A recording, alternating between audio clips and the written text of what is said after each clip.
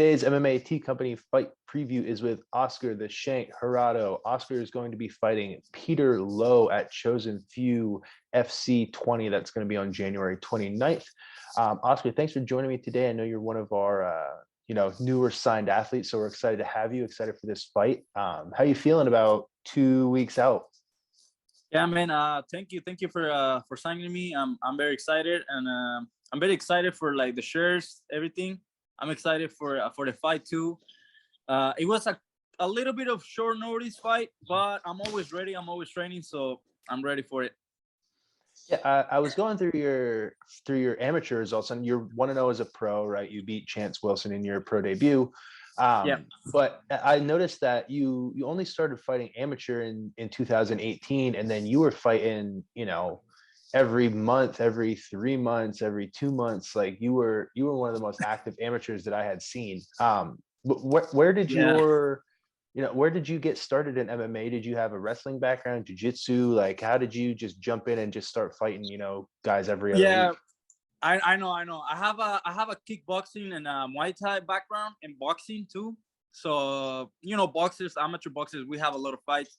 So I have a lot of like experience in boxing and kickboxing. And I started doing MMA when I moved here from Mexico, like five years ago.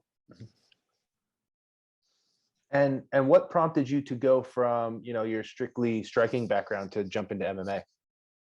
The thing is, when I started like looking into MMA fights, like all the wrestling and the like the ground game, it was all new for me. So I wanted to learn how to like do that, and that's when I moved here for that reason, because in Mexico, like at that time it wasn't that big, like especially around the time that I leave, it was a little town. So I decided to move here to Chicago, where I actually born. So I was born. So I found the gym close to my house, and I started going there. I told the coach that I wanted to fight. I have previous experience, and then from there I just started like learning jiu-jitsu and wrestling, and here I am now. And how was that transition from pure striking sports to then being forced to grapple and wrestle and train jiu-jitsu? What was that like for you? It was really hard. Jiu-jitsu, I like it. Like at the beginning, I like it a lot. Wrestling, I hate it at the beginning. It was really hard. It was really hard. I think most people have a love-hate relationship with wrestling, where it's going to make you a better fighter, but at the same time, training wrestling is not really fun. Nothing about it is fun or easy or something you look forward to. Yeah, definitely not. It's a tough sport, but I've been doing it now for like I think 2 years or 3 years, like just pure wrestling, and I like it. And I noticed going through your old fights, most of your wins are via punches or TKOs. But then, your first ever fight that you took in MMA, you actually won with a guillotine. So how long had you been training with your jiu-jitsu and your wrestling before you finished somebody with a submission? So when I moved here like 5 years ago, I started jiu-jitsu with Danny Summers, and I really like it. And then when I started doing wrestling, I didn't like it. So I wasn't like training fully wrestling, so it was just like grappling. And then eventually I was like, you know what, like if I want to really do this, I need to do wrestling no matter what. So yeah, I started doing wrestling after jiu-jitsu. And you're training over at Intercept, and there's just a wealth of knowledge, I think, over there. And there's guys that are constantly competing, guys and girls, right, that are fighting all the time. And what's it like being surrounded by just a gym of people that are constantly competing and constantly pushing each other? No, that's a very like crucial part of like of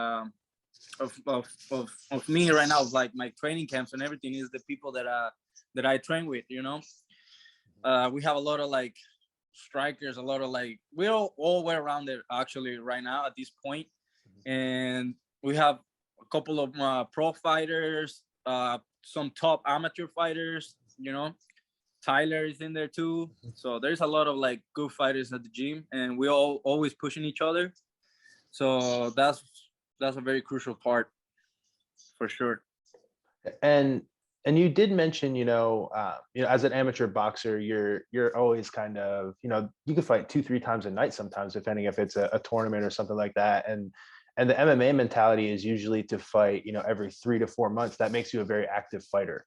So was that odd for you then, coming to MMA, being like, oh, people don't fight nearly as often as they do in boxing? And is that why you took so many fights so often? But like, yeah, like you said, like I'm used to like taking fights every time. So when it comes to MMA, I try to do the same. But sometimes commission, like they give you suspension and all that. So I try to be an active fighter. I'm always at the gym. If I'm not hurt, if there's a short notice fight, I always take it. And you did mention, this fight with Peter has been kind of a short notice fight. Now, it's not like the week of or anything, but not a full fight camp. Yeah, definitely. So, are you constantly within, striking distance of your fight weight in terms of cutting weight, or is it going to be at a catch weight because of that? Or, talk me through that, you just staying in shape and always, being ready.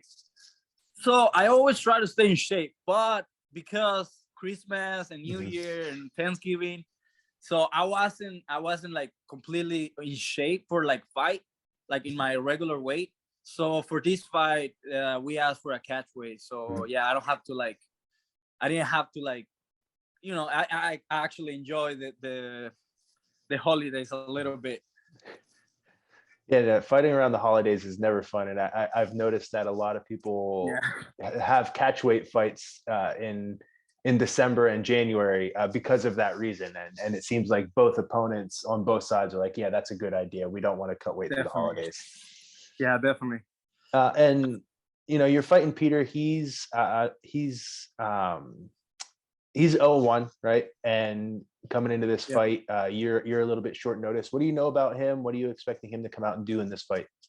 So I expect him to be a striker because I knew him because he fought one of my friends from the gym actually in amateur, and it was a striking fight. So, and my friend is a striker too. So I expect to be a fun fight. Like everyone loves those striker versus striker. So I'm just gonna showcase my striking and hope he's ready because I know I am. Awesome, Oscar. We're looking forward to it. I know your fights are always exciting because you do come in and you like to strike and like to put on a show. So we're looking forward to this one specifically. Is there, before I let you go, is there anyone you want to give a shout out to? Training partners, coaches, sponsors? Open it up for you.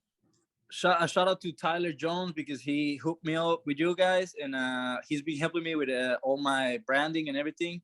So a lot of like thanks for that. And shout out to Danny. He's always there for training and everything, and all my training partners Intercept. Awesome, Oscar. Kick some ass on the 29th, and we'll see you on the other side. Thank you, man. Awesome. Thank you.